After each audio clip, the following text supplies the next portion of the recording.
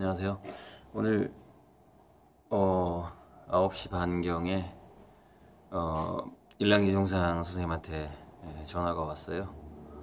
그래서 40분 동안 통화했는데 통화 내용은 나중에 다 찍어가지고 유튜브에 올릴 생각이고 글쎄 공개를 해야 될 것 같다는 느낌도 들고요. 하든 안 하든 어쨌건 기록을 좀 남기려고 하는데요. 그게 이제 화폐 그림 화가들의 그 친일 논쟁이 최근에 있었고, 그리고 이제 뭐 친일파 후손에게 저작권료가 전달됐다, 이제 그런 SBS 뉴스하고 신문 게 있었는데, 이제 그 내용을 거의 한 자세히 35분 동안 얘기해 주셨고, 한 5분 정도는 이제 제가 선배 화가들하고 좀 다툼이 있었던 부분. 먼저 그 제가 현재 이제 후원식 할부 판매 이것에 대해서는 선생님의 우려 사항은 뭐냐면 상업적 화가다라는 말을 듣지 말아라. 이제 이것을 염려를 하고 계신데, 제 이제 그림값이 워낙에 현재는 싸고, 또 제가 누누이 말씀을 드리지만 이거는 그 미술품의 어떤 접근성을 높임으로써 문화를 저변 확대하는 그런 측면도 있고, 또 함께 미술 투자를 할 수 없는 분들에게 미술 투자의 기회를 주고 또 소장의 기회를 주고 하는 측면도 있고, 그러니까 이제 내용을 자세히 제가 이제 말씀드릴 시간은 없었는데, 어쨌건 그 당부, 상업적인 화가라는 소리를 듣지는 말아라. 그 당부는 제가 이제 명심하고 나갈 거고요. 지금 뭐 워낙에 이거를 전반적인 상황을 보게 되면은 이거는 상업적인 개념이 아니죠. 제가 여러 이제 구독자님들한테 그림을 전달하고 있는 방식이. 자, 그 부분 좀 넘어가고요. 다들 아시니까. 이제 친일 논란인데, 몇 가지 이제 제 기억에 분명히 남는 게, 한국은행에서 그 저작권료 부분을 실수를 했더라고요. 그러니까 5만 원권을 그리기로 한 화가가 이제 우리 선생님으로 정해지기 이전에 현재 신사임당 표준 영정으로 알려져 있는 그 어떤 저작권을 가지고 있는 사람들에게 그 현재 표준 영정을 향후에 어떤 화폐 그림을 그리게 될 화가가 참고를 할 거라는 예측을 하고, 한국은행 측에서 그 표준 영정에 대한 저작권을 가지고 있는 분들에게 1200만 원인가를 지급을 했답니다. 그거는 이제 그 실수였죠. 왜냐면은 막상 신사임당 그 화폐 그림을 선생님이 그리려고 보니까 표준 영정이 좀 급조된 측면이 있었대요. 세종대학교 이사 최초에 설립했던 어떤 여자분이, 최덕수라고 하던가, 아무튼 그 여자분이 진외가, 그러니까 자기 어머니의 어머니 맞나요? 외가의 외가라고 하던데, 그러니까 어머니의 어머니가 신사임당 같은 집안이랍니다. 그래서 자기가 이제 외가 쪽으로 이렇게 신사임당의 후손이다, 대학 설립자고 하다 보니까 그 부분을 좀 드러내고 싶은 의도가 있지 않았는가 해서 그분이 돈을 다 대서 표준 영정을 만들어서 기증을 했다는 거예요. 그래서 그 현재 저작권을 가지고 있는 그 표준 영정을 관리하는 분들이 그 세종대학 설립자의 눈치를 볼 수밖에 없었다는 겁니다. 그러니까 그 표준 영정이 조금 잘못되어 있어도 그걸 바꾸겠다는 말을 못 하는 거죠.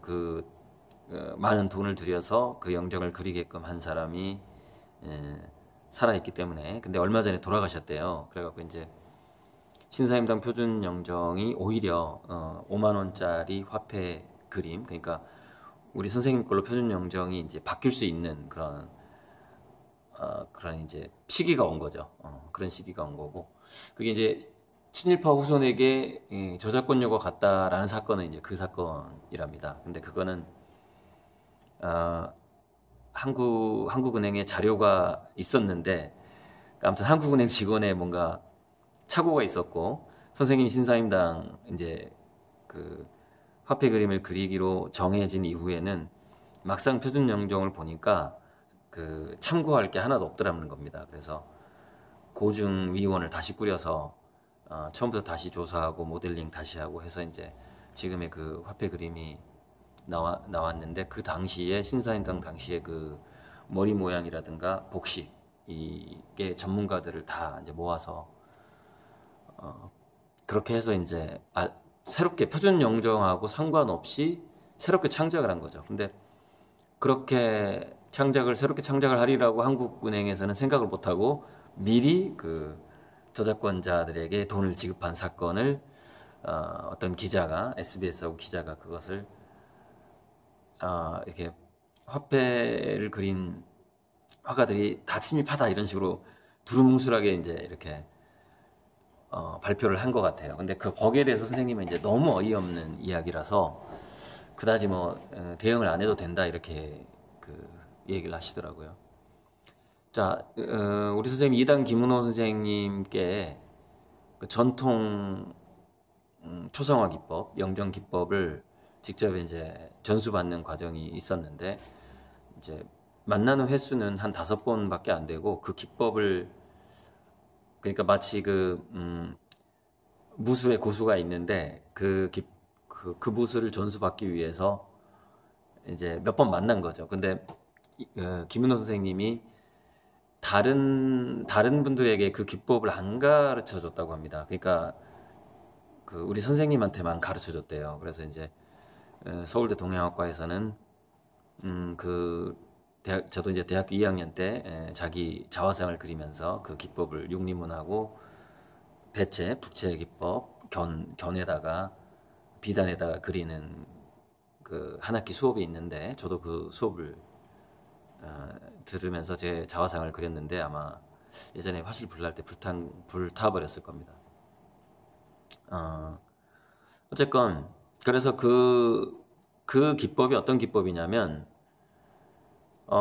조선 왕조 500년 동안 내려오던 기법이고, 당시에 선생님이 이단 김은호 선생님 만났을 때는 마지막 살아남은 궁중화가였어요. 이단 김은호 선생님. 그래서 선생님 말씀이 뭐냐면은, 이단 김은호 선생이든 그 당시에 누구든 간에 일제 치하에서 그림을 그린 모든 사람들은 친일파일 텐데, 중요한 것은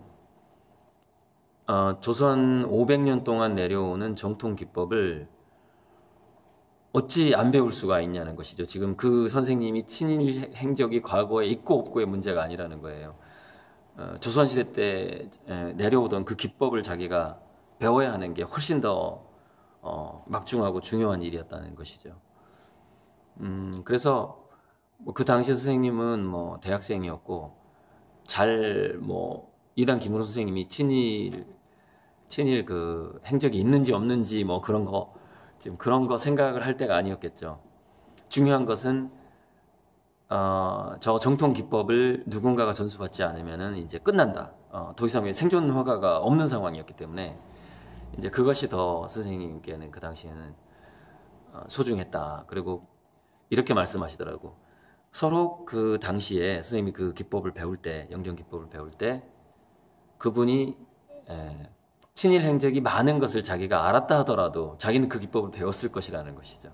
그 기법을 안 배우면은 그 궁중 화맥이 지금 끊기는 상황이기 때문에. 그래서 제가 이제 두통쇼에서는 이 부분을 어떻게 얘기했냐면은, 어, 이렇게 얘기했죠. 어, 일제 35년, 36년 동안 그 사람이 35년 동안 그 내공을 갈고 닦은 사람들이 다 일제 치하에서 내공을 갈고 닦은 거 아닙니까? 그래서 이제 해방이 되고 나서 선생님이 이제 대학생쯤 됐을 때는 뭔가를 그림을 배우고 싶어요. 그런데 선생님이 그림을 배우려면 어느 정도 그 화가가 50, 60은 되어 있어야 어느 정도 고수 상태일 거 아닙니까? 그러면 선생님이 38년생이니까 예를 들어서 1950년 6.25 때 6.25 때쯤 되면은 12살 한 55년 56년 이때쯤에 이제 그림에 대한 뜻을 세울 나이네 보니까 정말 1956년 7년 8년도에 또는 1960년이라고 해도 그때 문화적으로 상당한 어떤 그림의 기법을 가지고 있는 사람은 일제시대를 거쳐온 사람이라는 것이죠. 그러니까 그 당시에 어떤 기법이라든가 어떤 기능을 가지고 있는 사람이 친일을 안 했을 가능성이 더 희박한 그런 상황이 돼버리는 거죠.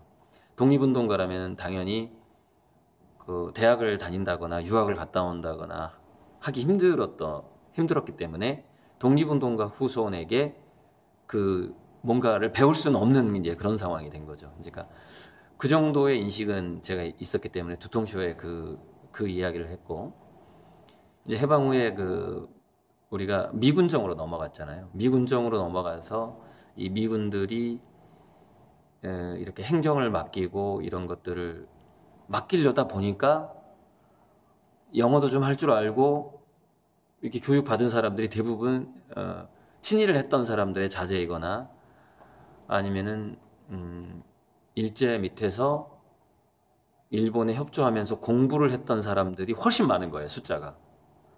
그러니까 이제 미군정에서는 그 사람들을 안 쓸 수가 없는 그런 상황이 돼버린 거죠. 그러니까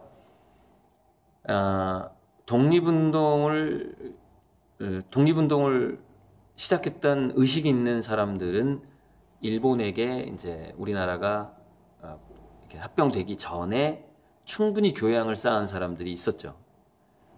그래서 그분들이 독립운동을 했을 거 아닙니까? 연봉주로사 안중근에서 다 공부 열심히 하신 분들이잖아요. 김구 선생님도 마찬가지고. 그런데 그분들은 미리 공부를 했던 건데 나이가 이제 해방되고 나서 나이 자체가 일선에서 어떤 행정 업무를 맡는다거나 하기에는 나이는 너무 들었죠. 근데 중간에 그분들이 후계자를 키울 만한 틈이 없었죠. 왜냐하면 일제시대이기 때문에.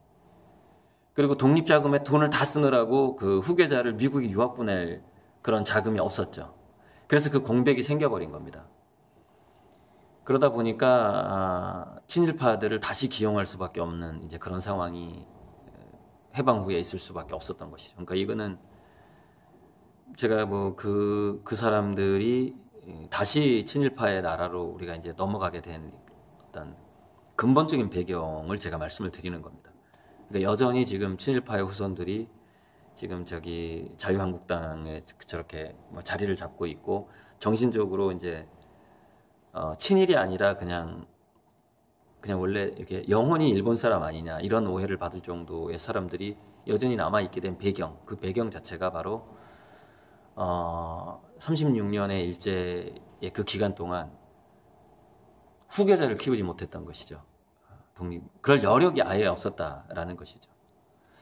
아무튼 두통쇼에서 제가 했던 얘기는 그런 얘기인데 어찌됐건 저는 오늘 선생님께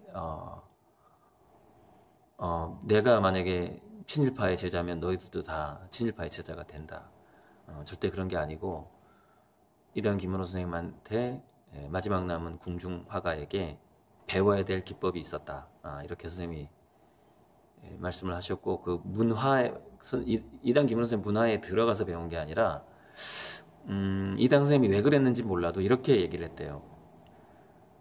그 기법을 배우고 싶다고 선생님이 찾아가셨을 때 자기 밑에서 이렇게 있지 말고 그냥 내가 숙제 내줄 테니까 가서 연습해서 다시 검사 맡으러 오고 이런 식으로 해서 그거를 배워라. 그리고 이단 선생님 밑에 이단 선생님이 자기 재료를 이렇게 손수 내줬다고 합니다. 자기가 쓰던 그 재료를. 그러니까 이단 선생님도 일랑 선생님을 어떤 조선 전통 그 기법의 후계자로 생각을 하셨기 때문에 자기가 그 영정 기법, 그 쟁틀하고 쟁틀 그거는 그러니까 비단은 계속 갈지만 쟁틀은 자기가 쓰는 게 몇십 년 동안 쓰는 거거든요. 그래서 그 쟁틀을 직접 스님에게 이제 기증을 한 건가, 아무튼 빌려준 건가 그 부분 다시 한번 확인해봐야 될 것 같아요.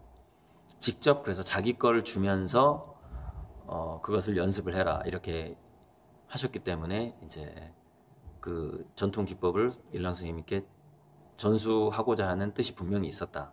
이렇게 볼 수가 있었는데 정작 대면하고 만난 것은 5번 정도밖에 안 된다고 합니다. 그러니까 이제 이 구체적으로 이 선생님이 당사자가 살아 계시고 저한테 이렇게 오늘 아침부터 전화를 해서 자세한 사항을 저한테 선생님이 말씀하신 이유가 있죠. 기록을 남기라는 뜻인 거죠. 그러니까 제가 이제 지금은 잠시 요약을 한 거고요.